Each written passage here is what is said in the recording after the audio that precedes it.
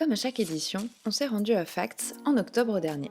Pour une fois, on était en civil et pas en cosplay, ce qui nous a permis de plus profiter des costumes des autres. On a particulièrement apprécié le défilé de la catégorie sci-fi avec pas mal de Star Wars, mais aussi de Star Trek, et il y en a trop peu.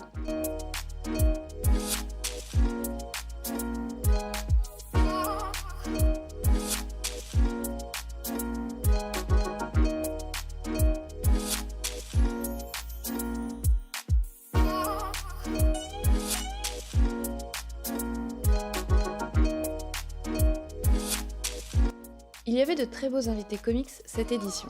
Je n'ai pas pu approcher Gabriel Rodriguez, le dessinateur de Lock and Key, mais j'ai pu rencontrer Nicolas Scott et lui dire toute l'admiration que j'avais pour son travail sur Wonder Woman et surtout sur les dessins de Black Magic. On y retourne en avril, c'est sûr. Laura! Fedora!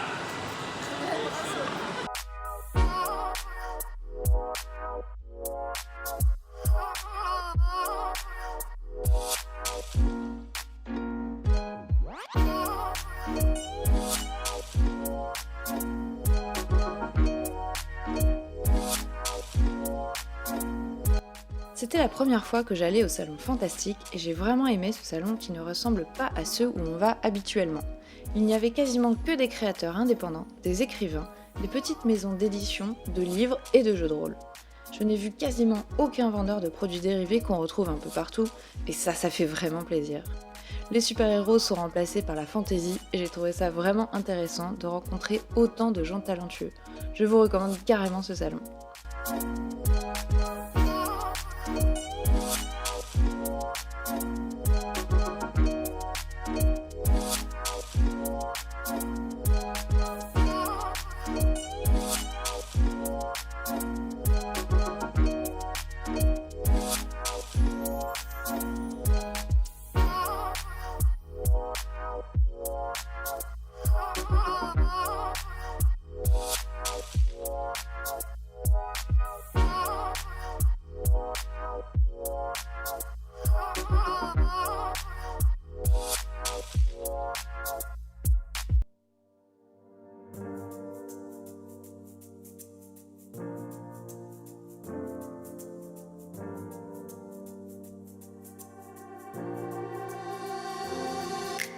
Ensuite, direction la Cinémathèque de Paris pour leur exposition sur les vampires.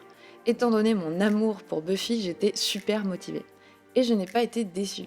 Pendant cette expo, on découvre toute l'histoire des vampires au cinéma et dans les séries télé, avec un classement assez intéressant par rapport à quel message les auteurs veulent mettre en avant.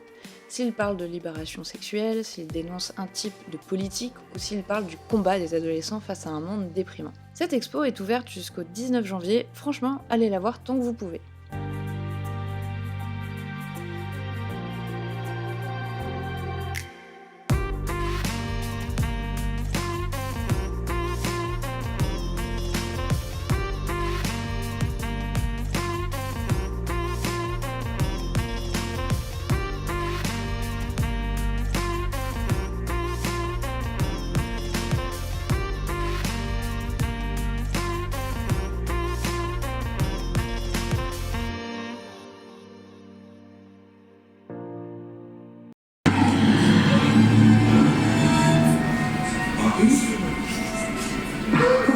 Buffy Summer? Wait, Oh, yes. Mother Mercer. We went to school together, European history. I let you print off my Hoppy model essay that time.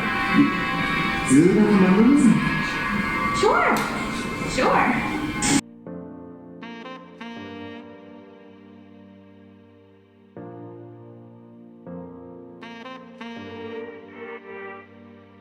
Et ouais, j'ai une passion pour les cailloux. Quand j'étais petite, on allait tous les ans à une convention sur les minéraux et les fossiles près de Lille qui s'appelle Fossilium. Croyez-moi, mon côté nerd ne date pas d'hier. Quand j'ai découvert qu'elle existait encore, je n'ai pas résisté au plaisir de retrouver cette atmosphère de passionnés si étrange, et c'était trop bien. Et oui, j'ai encore acheté des cristaux, ne me jugez pas.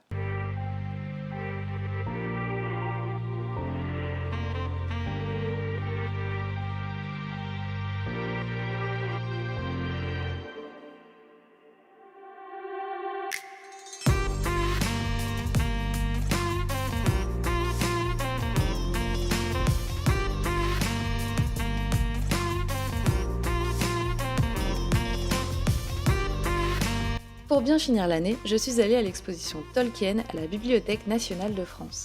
Elle est ouverte jusqu'à mi-février et franchement, je vous encourage vraiment à la visiter parce que j'ai rarement vu une expo aussi complète et aussi intéressante. J'y ai passé plus de 2 heures tellement il y avait de choses différentes à voir et j'en suis ressortie avec des étoiles plein les yeux. Et aussi l'envie de lire le Silmarillion quand même, enfin. Avec tout ce qui est exposé, on se rend compte que la Terre du Milieu a été présente dans la vie de Tolkien de ses 20 ans environ à sa mort.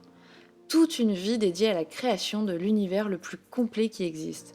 C'est impressionnant et émouvant aussi. J'ai volé quelques photos pour vous donner envie de faire le déplacement.